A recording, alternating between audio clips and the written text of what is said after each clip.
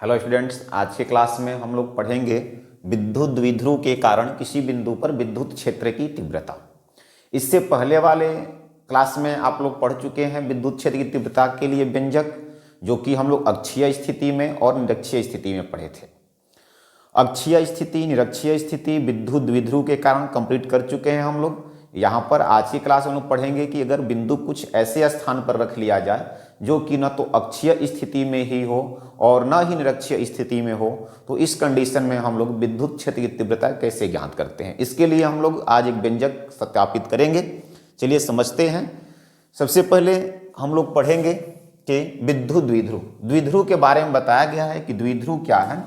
तो जब दो बिंदु आवेश ले लिए जाए, मान लिया गया कि ये यहाँ पर प्लस क्यू आवेश रखा गया है और यहाँ पर दो आवेश रखे होने चाहिए। दो आवेश लिए जा रहे हैं, दोनों आवेशों के परिमाण बराबर होने चाहिए। तो यहाँ पर हम लोग दो आवेश ले लेते हैं। ये हो गया बिंदु ए और ये हो गया बिंदु बी। मान लिया कि बिंदु ए पर माइनस क्यू आवेश है और बिंदु बी पर प्लस क्यू आवेश है। दोनों आवेशों के बीच की दूरी 12 है। आवेशों के बीच की दूरी जो है 2L है। तो इस पूरे सिस्टम को हम लोग विद्युत द्विध्रुव कहते हैं। फिर से वह विद्युत द्विध्रुव किसे कहते हैं? तो जब परिमाण में बराबर किंतु विपरीत प्रकृति के दो आवेश एक दूसरे से अल्प दूरी पर स्थित हो, तो इसे हम लोग विद्युत द्विध्रुव कहते हैं। तो यह विद्युत द्विध्रुव हो गया। अब इस विद्युत द्विध्रुव का मध्य बिंदु हमने मान लिया कि O है। यहाँ पर यह मध्य बिंदु O है। अब इस O से कुछ दूरी हमने मान लिया कि R दूरी पर एक बिंदु P लिया गया। O से R दूरी पर एक बिंदु P लिया गया है और इस बिंदु P पर विद्युत क्षेत्र की तीव्रता ज्ञात करनी है। यह बिंदु P हम देख रहे हैं कि न तो अक्षीय स्थिति में है और ना ही निरक्षीय स्थिति में। अक्षीय स्थिति कब होता है? तो जब इन आवेशों को मिलाने वाली रेखा पर कोई बिंदु स्थापित किया जाए तो उसे अक्षीय स्थिति कहते हैं। और जब इसके लंबवत किया जाए O से जाने वाली रेखा पर, जो कि द्विध्रुव पर लंब हो, अगर यहाँ कोई बिंदु लिया जाए तो उसे हम निरक्षीय कहते हैं। ये P जो है न तो अक्षीय स्थिति में न तो निरक्षीय स्थिति में है। यह द्विध्रुव के साथ थीटा कोण बना रहा है। कोण कितना बना रहे भाई? थीटा कोण बना रहा है। ये बिंदु कौन सा है? तो बिंदु O है। चलिए ठीक है। इसी P पर हमें विद्युत क्षेत्र की तीव्रता ज्ञात करनी है। तो इस स्थिति में तीव्रता ज्ञात करने के लिए सबसे पहले हम देख रहे हैं कि विद्युत द्विध्रुव AB है। तो इस AB का द्विध्रुव आघूर्ण क्या होगा? AB का द्विध्रुव आघूर्ण जो है, आप लोग को पढ़ाया गया है कि द्विध्रुव आघूर्ण P बराबर एक आवेश, तो आवेश कहीं से भी लीजिए Q है, क्योंकि प्लस माइनस विपरीत प्रकृति के लिए आवेश गुणे आवेशों के बीच की दूरी, अर्थात P बराबर Q गुणे 12। तो इस AB का द्विध्रुव आघूर्ण क्या होगा? P into 12। अब हम इस AB को एक बार इस तरह से, जैसे कि अगर यहाँ पर हम समझें कि अगर यह AB है ऐसे AB है, इसको हम लोग एक बार ऐसे घुमा रहे हैं। घुमाने का कारण क्या है? तो अगर ऐसे हम इसको समझें तो ये जो है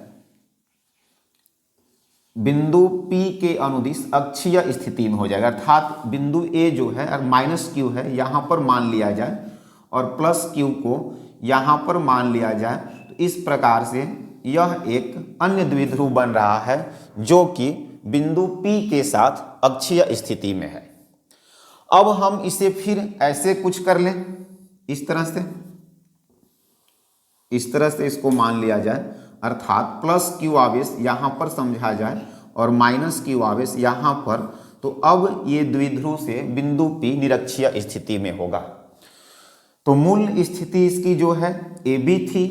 हमने एक बार इसे इस तरह से किया जो कि बिंदु P के साथ क्षैतिज और यहाँ पर ये ऊर्ध्वाधर घटक बना रहा है अनुदिश घटक और ऊर्ध्वाधर घटक बना रहा है।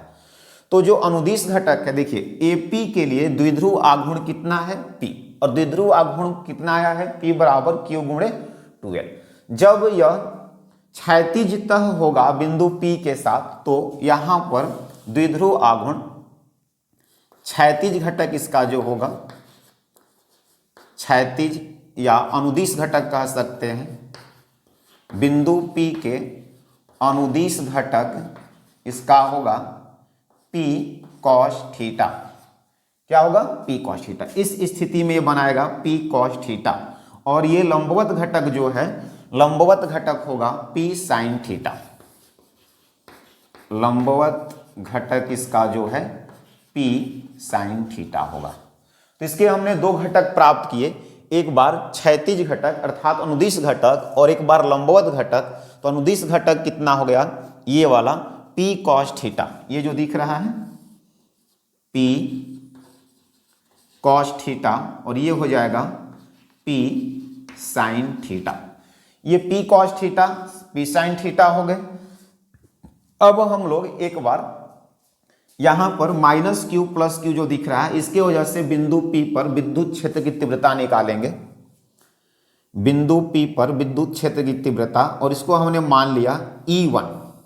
इसे क्या मान लिया गया है E1। तो आप देख सकते हैं अगर विद्युत द्विध्रुव -q + q हो, तो इस स्थिति में यहां पर बिंदु P पर विद्युत क्षेत्र तीव्रता निकाला जाए तो यह अक्षीय स्थिति में होगा। तो जब अक्षीय स्थिति में है तो उस कंडीशन में विद्युत क्षेत्र की तीव्रता E1 बराबर 1/4 पाई एप्सिलॉन नॉट इंटू 2, और इसके लिए द्विध्रुव आघूर्ण कितना है P cos थीटा। तो 2P cos थीटा बटा में यहां से दूरी कितनी है, तो R दूरी ली गई है, बटा में RQ, इक्वेशन नंबर 1। फिर जब हम लोग अगर ऐसे द्विध्रुव को माने तो इस स्थिति में बिंदु P है निरक्षीय होगा। तो निरक्षीय लेने पर लंबवत घटक अगर लिया जाए तो ये निरक्षीय स्थिति को दिखा रहा है, और निरक्षीय स्थिति में विद्युत क्षेत्र की तीव्रता E2 बराबर, सूत्र आप लोग पढ़े हैं, 1/4 पाई एप्सिलॉन नॉट इंटू, और यहां पर ये क्या है तो P sin थीटा, अर्थात निरक्षीय में P sin theta upon RQ, equation number 2। अब यहां पर जब अक्षीय में है तो विद्युत क्षेत्र की तीव्रता यहां हम लोग निकालेंगे। तो आप लोग को पीछे अक्षीय स्थिति और निरक्षीय स्थिति पढ़ाया गया है, तो E1 का डायरेक्शन ये होगा।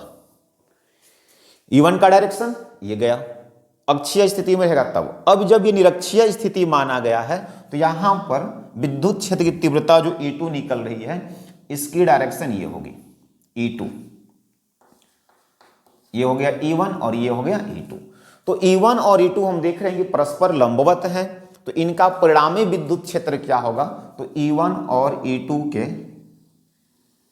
बीच से परिणामी विद्युत क्षेत्र जाएगा, और हमने मान लिया कि यह E1 के साथ अल्फा कोण बना रहा है। E1 के साथ अल्फा कोण बना रहा है और परिणामी विद्युत क्षेत्र है E। अगर इसे हम लोग ऐसे मिला लें, यह E2 है तो यह भी क्या होगा E2 होगा। अब हमें परिणामी विद्युत क्षेत्र E ज्ञात करना है, तो E बराबर हम लिख सकते हैं परिणामी विद्युत क्षेत्र E बराबर, देखिए यहां से ये है कितना E, इसी को हमें ज्ञात करना है। ये है E1 और ये है E2, तो इसे भी E2 के बराबर हो जाएगा। ये दोनों बराबर हैं, E2 के बराबर माना जाएगा। तो ये त्रिभुज पर गौर करें तो ये कर्ण है, ये लंब है और ये आधार है। तो कर्ण बराबर होता है अंडर रूट लंब का वर्ग प्लस आधार का वर्ग, अर्थात under root E1 square plus E2 square, under root E1 square plus E2 square, या E equal under root E1 का मान रखेंगे। E1 का मान है 1/4 pi epsilon not into 2P cos theta बटा में RQ। तो ये होगा 1/4 pi epsilon not into 2P cos theta upon are cube का whole square plus E2 square है। E2 का मान 1/4 पाई एप्सिलॉन नॉट अर्थात 1/4 pi epsilon not into P sine theta बटा में आर क्यूब का होल स्क्वायर। तो ये मान किसके लिए आ गया? ए के लिए। Under root 1/4 pi epsilon naught 2p cos theta बटा में आर क्यूब का whole square plus 1/4 pi epsilon not into P sine theta बटा में आर क्यूब का होल स्क्वायर। यहाँ से इन दोनों में कुछ कॉमन दिख रहा है, जैसे कि 1/4 पाई एप्सिलॉन नॉट दोनों में है, पी यहाँ है तो यहाँ भी है, आर क्यूब भी दोनों में है। तो हम लोग लिख सकते हैं कि या E equal under root 1/4 pi epsilon not into P बटा में आर क्यूब का होल स्क्वायर कॉमन ले लिया गया। तो यहां से क्या बचे देखिए, 1/4 पाई एप्सिलॉन नॉट कॉमन ले लिया गया, पी कॉमन ले लिया गया, आर क्यूब कॉमन ले लिया गया है, तो बचेगा क्या 2 और कॉस थीटा। तो 2 का स्क्वायर करेंगे तो 4 होगा अर्थात 4 कॉस स्क्वायर थीटा। यहां पर लिख दे रहे हैं हम, ये होगा 4 कॉस स्क्वायर थीटा और इसमें से बचेगा साइन तो plus sign square theta plus sign square theta, ये सब पूरा का पूरा रूट में रहेगा।